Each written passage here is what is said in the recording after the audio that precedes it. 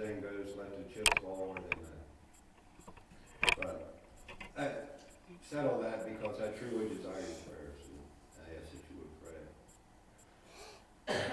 We're going to look at, as I've been saying, we're going to look at foot washing. Maybe everything I'm going to talk about you know. But it never hurts to be reminded. It never hurts to think about it. It never hurts to get maybe a little better understanding.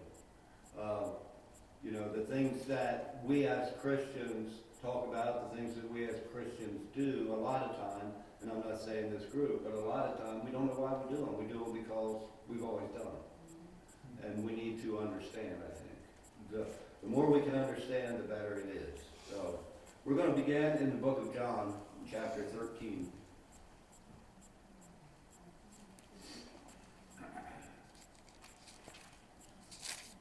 John chapter 13.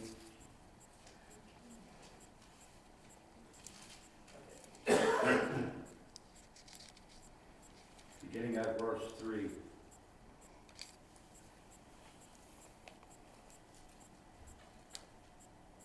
Jesus, knowing that the Father had given all things into his hands, and that he was come from God and went to God, he riseth from supper, and laid aside his garments, and took a towel, and girded himself. After that, he poured water into a basin, and began to wash the disciples' feet, and to wipe them with the towel wherewith he was girded. Then cometh he to Simon Peter, and Peter saith unto him, Lord, dost thou wash my feet? Jesus answered and said unto him, What I do thou knowest not now, but thou shalt know hereafter. Peter saith unto him, Thou shalt never wash my feet.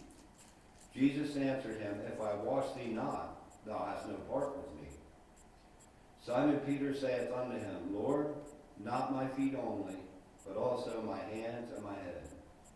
Jesus saith to him, He that is washed needeth not save to wash his feet, but is clean every whit. And ye are clean, but not all. For he knew who should betray him. Therefore said he, Ye are not all clean. So after he had washed their feet, and had taken his garments, and was set down again, he said unto them, Know ye what I have done to you?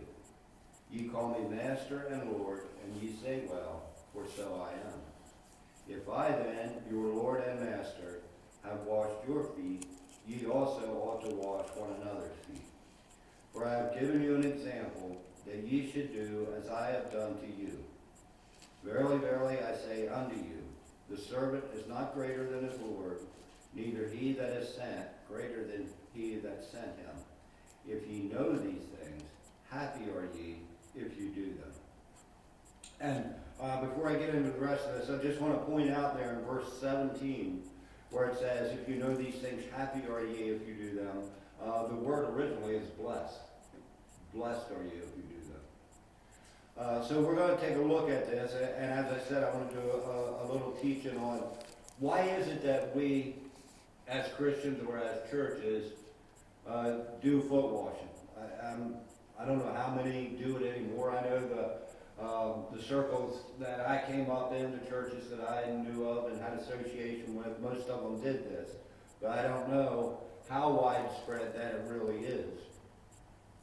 But there are some Christians, there are some denominations that see foot washing as an ordinance of the church, just like baptism or the Lord's Supper, what we call communion.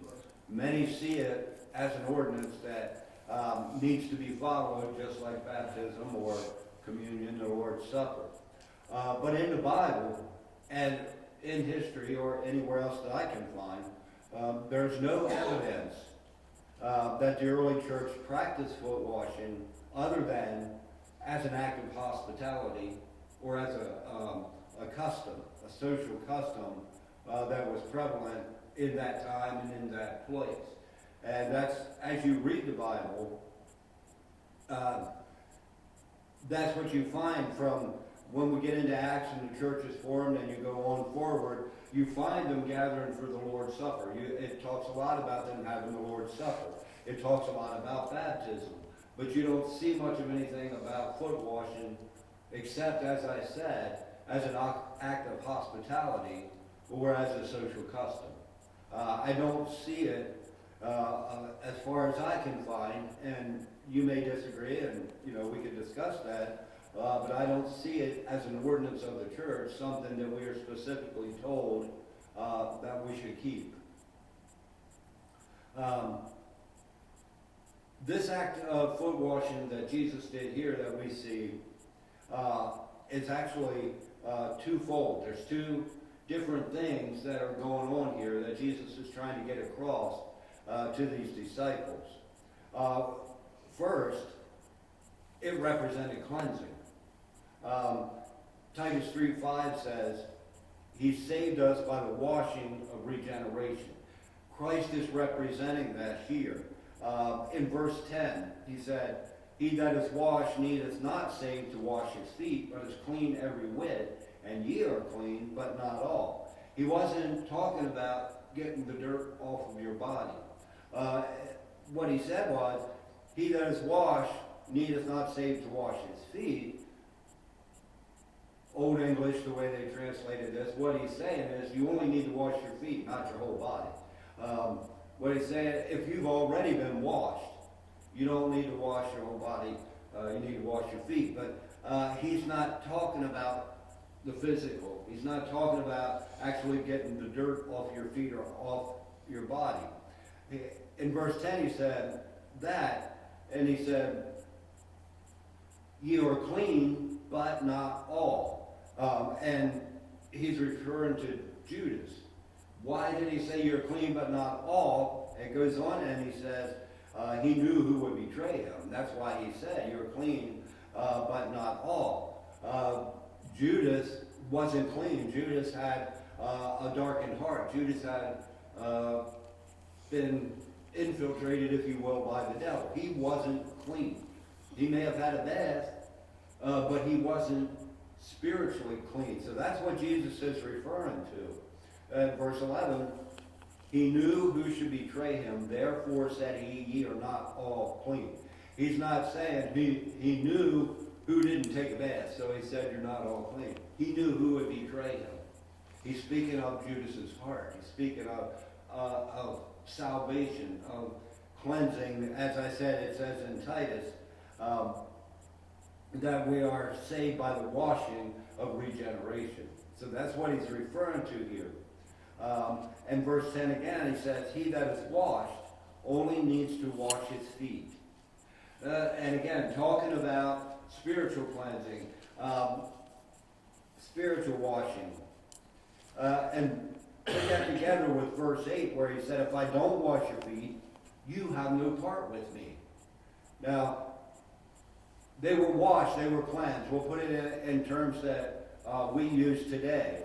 They had received salvation. But sin after salvation, the way it's being laid out here, soils the feet. When we sin after salvation, we dirty up our spirit, we dirty up our soul, we dirty up our heart. And it hinders fellowship with Christ.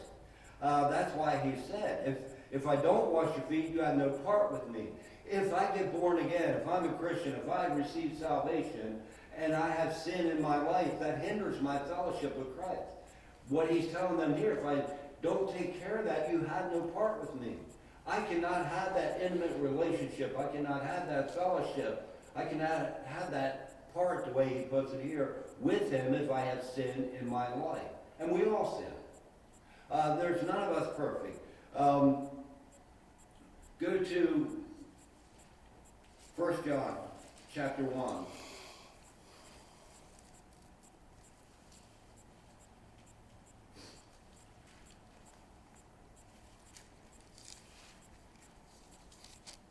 For John chapter 1, beginning at verse 7. If we walk in the